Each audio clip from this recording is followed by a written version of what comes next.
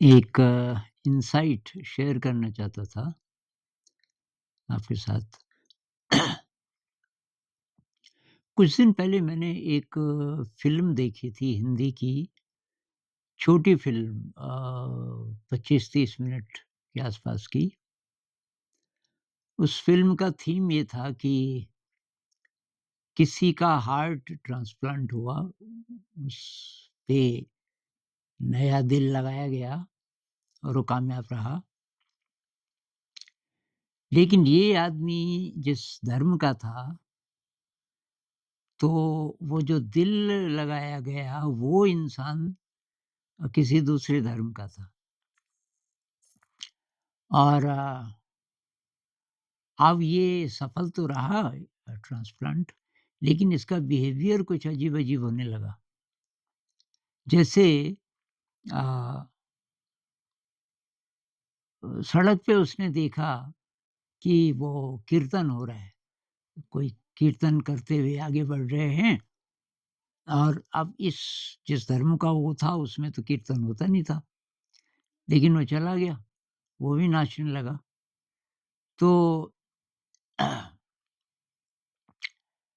उसमें इस तरीके की चीज़ें थी कि अ, जिस व्यक्ति का हार्ट आया इस इंसान पे, तो उसके गुण भी आ गए उसके साथ। तो कहानी इंटरेस्टिंग थी। लेकिन अब इसका क्या प्रमाण है? क्या सचमुच कोई वैज्ञानिक प्रमाण है? तो ये मेरे मन में था कि इसका कोई प्रूफ़ होगा क्या? तो अभी मैं अचानक मुझे याद आई ये बात और मैं रिसर्च कर रहा था कि इस पर तो बहुत रिसर्च चल रही है और ये तो अक्सर होता है। ये जब जब हार्ट का ट्रांसप्लांट होता है, तो ये व्यक्ति कुछ डिफरेंट महसूस करता है। जो ज़िंदा रह गया दूसरे की अ, दूसरे का दिल लगा के, तो ये कुछ अलग ही महसूस करता है जैसे कि मैं दूसरा व्यक्ति हो गया और उस व्यक्ति के बहुत सारे ट्रेट्स इसमें आ गए। फिर लोगों ने और छानबीन की, उस परिवार में गए, तो पता चला कि वाक़ई जो व्यक्ति वहाँ मरा था, जिसका हार्ट लगाया गया, वो ऐसा-ऐसा-ऐसा था। तो एक तो ये, दूसरा मेरे दिमाग में ये था एनडी वालों के एक्सपीरियंसेस, नियर डेथ एक्सपीरियंस। उसके पीछे बहुत ज़्यादा साइंस है भाई और ये ये फालतू की कल्पना नहीं है जो लोग ऐसे ही बोल देते हैं, थोड़ा रिसर्च कीजिए। और 2 वैज्ञानिक मैं बताता हूँ जिन्होंने ज़िंदगी बिता दी इसकी रिसर्च में। एक है पिन अ, वैम लोमेल और उन्होंने कुछ किताबें लिखी हैं अपनी रिसर्च से और एक दूसरे हैं, उनका नाम मैं भूल गया पर उनकी किताब का नाम है आफ्टर, किताब का नाम है आफ्टर, तो ये आप रिसर्च कर लेना। तो जो व्यक्ति मर गया, उसके प्राण निकल गए और उस समय वो दूसरे लोगों के विचारों को भी जान लेता है। कौन क्या महसूस कर रहा है, इसको भी वो जान लेता है। इसको प्रमाणित किया गया फिर। और यही लोग एनडी वाले कहते हैं कि जब वो उस दूसरी दुनिया में जाते हैं, तो वहाँ लाइफ़ रिव्यू होता है। मतलब पूरी ज़िंदगी आपने कैसे जी, ये दोबारा जीते हो आप। बहुत कम टाइम में क्योंकि आप तो अब आत्मा हो, तो वहाँ समय नहीं लगता। मतलब जो हम पूरे लाइफ़ टाइम में एक्सपीरियंस करते हैं, वो आप 1 सेकंड में कर सकते हो। तो पूरी ज़िंदगी आप दोबारा जीते हो और उसमें इंटरेस्टिंग बात ये है, मान लीजिए आपने किसी को हर्ट किया कभी, तो उसको क्या महसूस हुआ, आपको ये भी पता चलता है। तो उस व्यक्ति की जो कॉन्शसनेस है, उसकी जो मेमोरी है, वो भी आपको अवेलेबल होती है।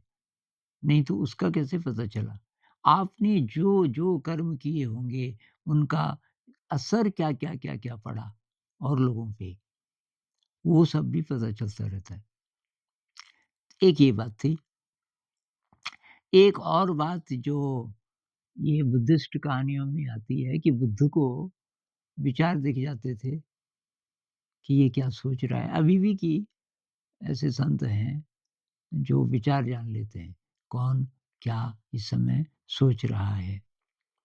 अ, इन सब चीज़ों को आप लिंक करो तो हमारे मतलब कि एक बात ये हो सकती है कि हमारे शरीर में मेमोरी है। वो जो हार्ट आया दूसरे आदमी से, उस हार्ट में उसकी मेमोरी थी। तो अभी वैज्ञानिक ये पता कर रहे हैं कि हार्ट में वो मेमोरी शायद कोशिका में होगी। यानी कि हमारे शरीर की हर कोशिका शायद मेमोरी स्टोर करती है। अभी वो हार्ट पर ही रिसर्च कर रहे हैं, लेकिन कैंडिस पर्ट ने तो अ, अपनी रिसर्च से ये बोला कि सारे शरीर में मेमोरी होती है। एक वीडियो मैंने बनाया था कुछ दिन पहले, वो कहती है कि ये जो न्यूरोपेप्टाइड्स होते हैं, जो मेमोरी का या इन्फॉर्मेशन का ट्रांसफ़र करते हैं न्यूरॉन्स के बीच ब्रेन में, तो ये ब्रेन ही ब्रेन में होनी चाहिए। न्यूरोट्रांसमीटर का काम अगर इन्फॉर्मेशन को एक्सचेंज करना है, तो उनका काम मुख्य काम ब्रेन में होना चाहिए। लेकिन उसने पाया कि वो जो न्यूरोपेप्टाइड्स हैं, वो सारे शरीर में हैं। इसका मतलब है हमारा सारा ही जो शरीर है, उसमें हमारी मेमोरी है। तो अब वैज्ञानिक लोग ये पता कर रहे हैं कि सेल में वो मेमोरी कहाँ है। तो डीएनए में किस प्रकार की मेमोरी हो सकती है, आरएनए में किस प्रकार की मेमोरी हो सकती है, प्रोटीन में किस प्रकार की मेमोरी हो सकती है और एपिजेनेटिक जो फैक्टर्स हैं, उनका क्या रोल है इसमें मेमोरी में। तो एपिजेनेटिक मतलब जीन के ऊपर, एपिजेनेटिक मतलब जो जीन को प्रभावित करने वाली और चीज़ें, जैसे मेडिटेशन। मेडिटेशन से आपका जीन बदल जाता है, तो वो एपिजेनेटिक फैक्टर हो गया। तो कुल मिलाकर ये कि यार हम किसी बहुत विराट रहस्य से जुड़े हैं। हम जैसा अपने को समझते हैं बहुत सीमित कि ये शरीर है और ये हबड़-दबड़ लगी हुई है, कैसे करके सर्वाइव करें, कोई अच्छी नौकरी मिल जाए और बस संतुष्ट हो जाते हैं। भई नौकरी से तो अब रोटी, कपड़ा, मकान इत्यादि ये जो फ़िज़िकल बॉडी है, केवल यहीं तक सीमित है आपकी जिज्ञासा। लेकिन अगर ये अनंत से जुड़ा है, ये शरीर और इसमें मेमोरीज़ हैं, शरीर, बॉडी, माइंड मतलब सारा मैं बोल रहा हूँ, तो इसमें मेमोरीज़ हैं, ना केवल आपकी, बल्कि आपने जितने लोगों से इंटरैक्शन किया, उन सब की भी। और कौन जाने इसके अलावा कुछ और भी, क्योंकि अ, कुछ साइकोलॉजिस्ट तो कहते हैं कि हमारे ब्रेन में प्री ह्यूमन मेमोरीज़ भी हैं।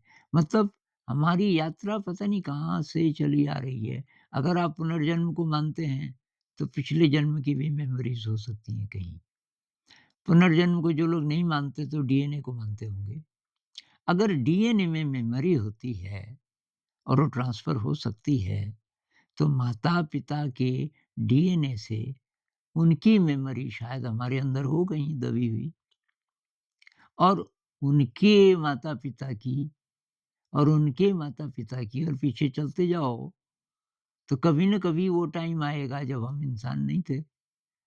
जानवर से इंसान बने ऐसा मानते हैं ना? अ, तो प्री ह्यूमन मेमोरीज़ भी हो सकती हैं और इस ब्रह्मांड की पता नहीं क्या-क्या, क्या-क्या मेमोरीज़ हमारे अंदर हो सकती हैं।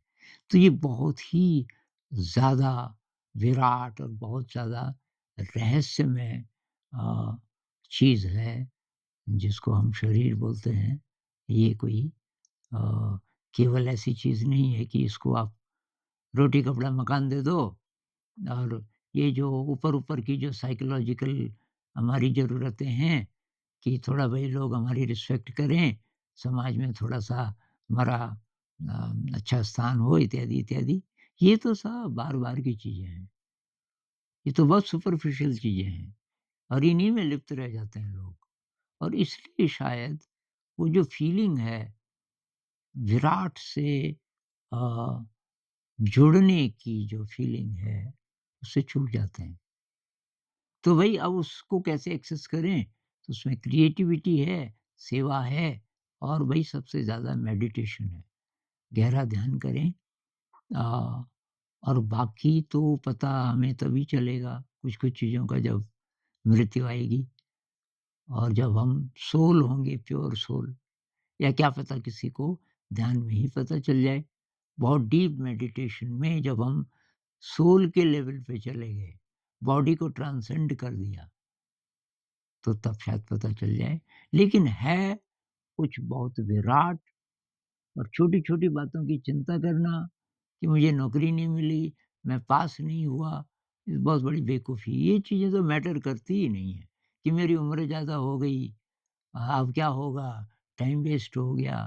अरे टाइम पूरी ज़िंदगी वेस्ट करने वाले हो आप इस रास्ते पे, जिस रास्ते पे आप केवल रोटी, कपड़ा, मकान की सोच रहे हो। कुछ बड़ी कुछ बड़ी चीज़ के संपर्क में, कुछ बड़ी फीलिंग के संपर्क में आना है, जिसके बिना ज़िंदगी अतृप्त रहती है, तो भई इस शरीर को नई नज़र से देखो। ये शरीर अनंत से जुड़ा है शायद।